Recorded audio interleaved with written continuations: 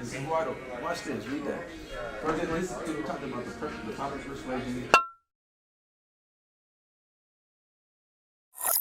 The commotions, the influence that it has. Because why? Once we learn what we're supposed to do, and we allow that music, that type of stuff to settle on our spirits, what happens? First Corinthians chapter 15, verse 33. Be not deceived. Evil communications corrupt good manners. Why? Because those evil communications is those things that mean. Those evil communications, it corrupts good manners. It has you going against what you know not to do. Right? We all deal with certain spirits. We all battle. We all have our own inner battles. When we are not using the Bible to deal with those things, we allow that evil music, that those popular persuasions, right, that propaganda to enter into us, and then what do? We listen to the music, we go do what the music says. It becomes a big influence us. Now we want to steal kids. We want to rob dispensaries, right?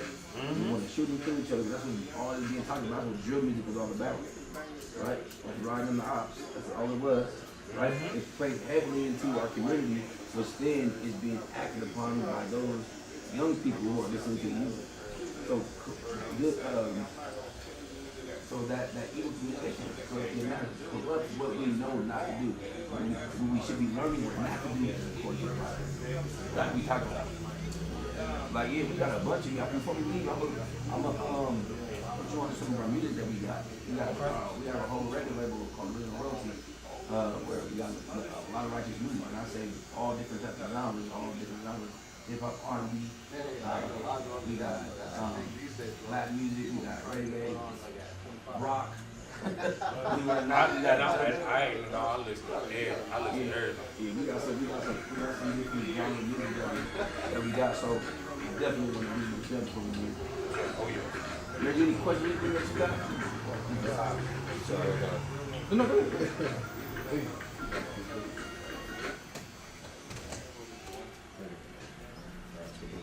Sorry. How you doing?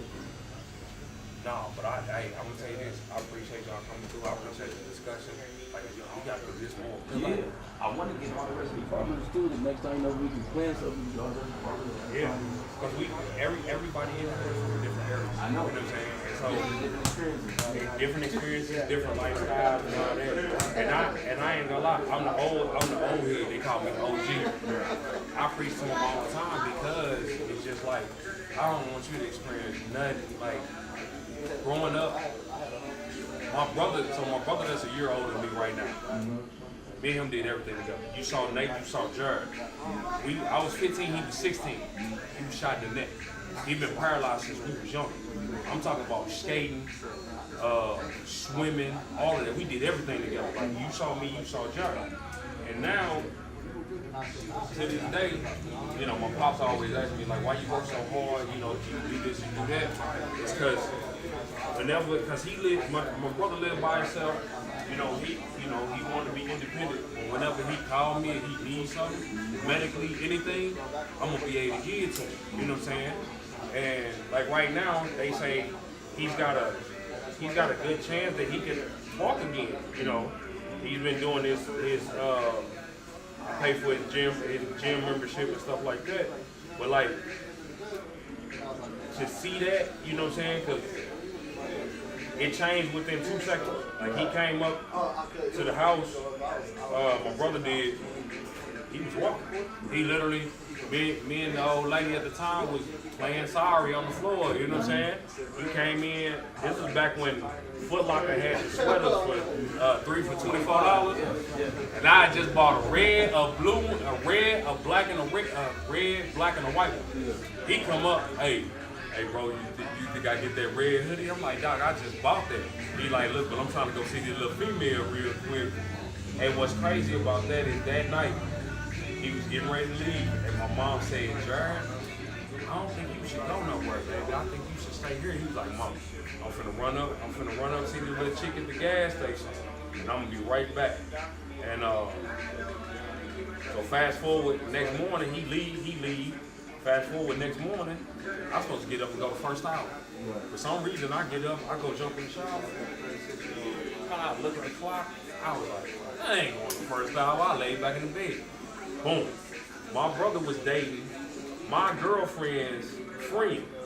She calls me in the morning like, hey, your brother got shot. And I'm like, man, he ain't get shot. Hung up the phone. She calls me back again. I hang up again. I'm getting ready to leave. The next call is Jessica, which is my brother's girlfriend. She say, Nate, your brother at Bowen's Jewish in St. Louis. He got shot last night. Changed my life forever. I called first assault charge. Called my mom's job to tell her, to let her know that Jared got shot. She working at Hostess. Her boss said she ain't got no breaks and she can't take no phone calls. Man, when I tell you I drove over to Hostess, I gave my man the business. Got my mom up out of there. And we went to see my brother. And they had my brother in, they had him in blackout. But they didn't know who shot him. So it was only immediate family only. But then, you walk in there and I see my brother on tubes. And at this point, he was paralyzed from the neck down. And to think and to look, I just saw my brother walk and borrow my sweater the day before. Right. And now it's 6 o'clock in the morning on a Friday. My brother, they tell me, we don't know what's gonna happen. So I be trying to instill like the little youngsters like, hey bro, keep your head down, go get your education, go to the military, go do something. Other than playing around in these streets thinking it's gonna get you somewhere. Because it's not. And them homeboys that say that they your homeboys, they ain't gonna get you nowhere either. Any questions you have heard maybe that you've been thinking about that you might have questions about that you might have? No, because I ain't even gonna lie. I grew up with the Bible and then So, okay, what are some things that you think you understand? Like, I'm trying to think, I could ask this question that makes sense. All right, I'll say like this. We all grew up with some understanding. right. Well, I grew up with Jehovah's Witnesses.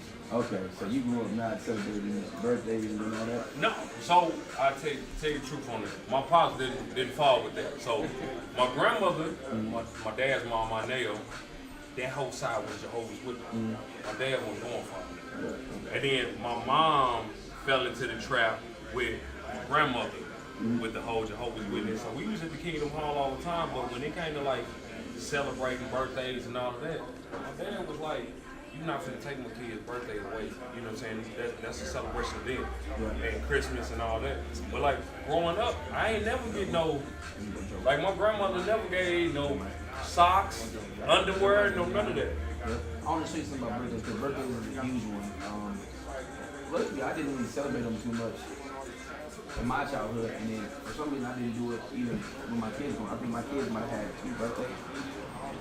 But now I'm seeing it all for a reason. You got every day to honor yourself. Why are you taking, and when I say honor yourself, I mean like to take care of yourself, to go do what you want to do. You don't need a particular day to say, oh, this is my day.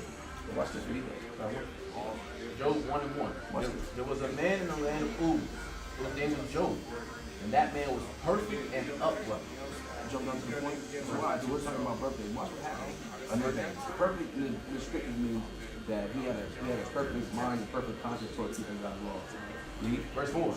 And his sons went and feasted in their houses, every one his day. So his sons left to go feast in their houses on his day. It was like one to give birth. And sent and called for their 3 sisters. And they called for their sisters, like, hey sis, man, come with us. To eat and to drink with them. And it was so when the days of their feasting were gone about that Job sent and sanctified them and rose up early in the morning and offered burnt offerings. So he said something like, I know you're supposed to be doing this. So Job did at the time, that was the time of animal sacrifice. So they was going to Job, like, I'm gonna send a sacrifice for him and hope that they can be forgiven for him, right? Early in the morning, and offered burnt offerings according to the number of them all. For Job said, it may be that my sons have sinned. See, that was the point. Why? Because they was going against the custom of Israel at this time. That wasn't something they did. Like, it was not a custom. and cursed God in their hearts. It's a baby. Verse 18, while he was yet speaking, there came also another and said, thy sons and daughters were eating and drinking wine in their eldest brother's house. And behold, there came a great wind from the wilderness, Still celebrating, and smote the four corners of the house. And it fell upon the young men, and they are dead. The consequence behind celebrating the birthday is all the way out of doing it. What happened was the house was a great wind. It's almost sort of like I'll go as far as to say a tornado. Maybe that's what it is. It just says the wind. There was a great gust of wind that essentially tore the house down and it fell upon the cook. Right? These are just examples. You got the one in yeah, like, but you can read that one, Joe. Job 3:1. After this, opened Job his mouth and cursed his death. And Job spake and said, that the day perish wherein I was born, and the night in which it was said, there is a man-child conceived. Because he was like, for one, his birthday, he knew he was born into sin. Right? So he's like, there's nothing good about being born into a wicked family. Right? And then, watch what Jeremiah says.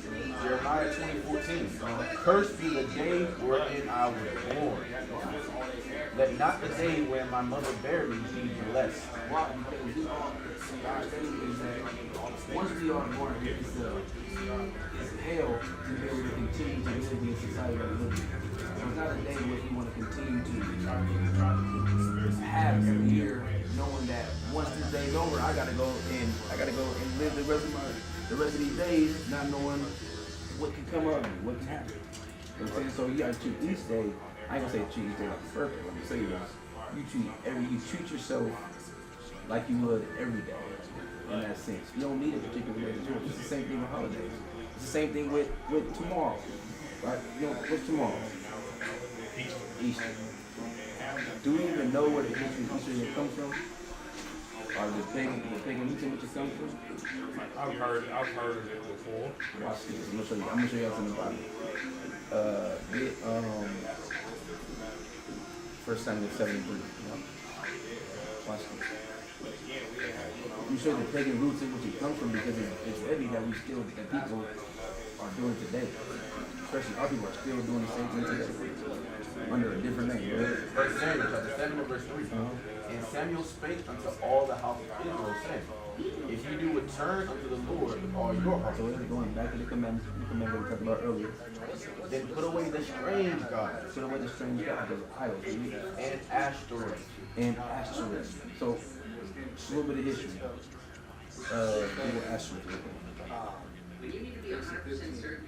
I just want to show you how this day tomorrow is looking for in the Bible. This is Ashtoreth from bookofmuseum.org. Ashtoreth, a Hebrew name, was the supreme female deity of the Phoenicians, associated with Baal, the supreme god. She seems to have been particularly concerned with love and fertility. So when we look at Easter today, it's the same thing. It's all about the love and fertility. What has been masked at today is the resurrection of Christ, right? But Easter, the word Easter, in particular, comes from a pagan root. So if you type in Easter, but type in E-S-T-O. Easter. From St. Cloud Time. Easter is a pagan fertility goddess of humans and crops. The traditional colors of the festival are green, yellow, and purple. What color is primarily Easter? When you think about the colors? Those colors right there. Green, yellow, and purple. So when we celebrate Easter, when you really celebrate the resurrection of Christ, or you celebrating Easter, the goddess of fertility? Feel me? That's what it is. And we don't realize this is what we're doing when we celebrate these days. All of the majority of the pagan holidays that come today, whether it's Christmas, Easter, what's somebody missing? Valentine's Day, especially. That's one. All those days are pagan in roots. It has nothing to do with the scripture, but it's masked as it having directly connection with the Bible. It doesn't. So when our people go in to celebrate Easter tomorrow, they're not celebrating the resurrection of Christ. They're celebrating Ishtar, or Easter, or Asherah, which is a fertility goddess. When you think about Easter, what do they hide and the kids go and try to find? Easter eggs, right? Fertility eggs. Fertility eggs, right? But what do bunnies and rabbits actually have baby bunnies? They're not. Bunnies don't hatch out of eggs, right? So it goes back to that pagan root. Because like you said, fertility eggs, and that's the root in which Easter is derived from. It has nothing to do with the resurrection of Christ at all. And that's what we do, man. We just teach what is according to the Bible. You know, but thanks for having us, man. We appreciate it, bro. We definitely gonna have to admit it. I might not be back the next time. I might be somebody different, but we'll definitely come back and have us. Seattle, Tacoma. Yeah, I'm good. Yeah. That's the one I was saying about. Yes, sir. Yeah, I did. Yes, sir. We definitely appreciate you, bro.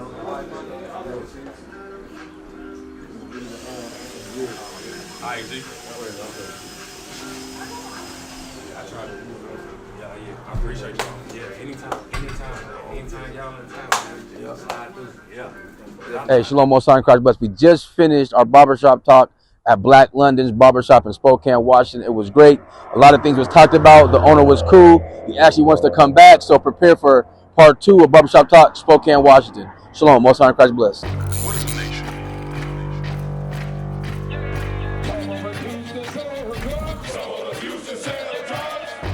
Nation is men leading by example.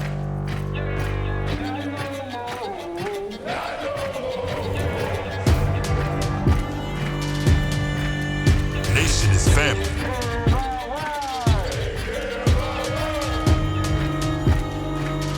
Nation is community. Nation is children with role models.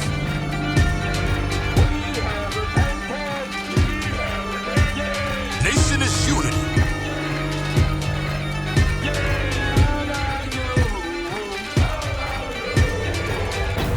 Nation is you. And finally, my brethren, be strong in the Lord, His word.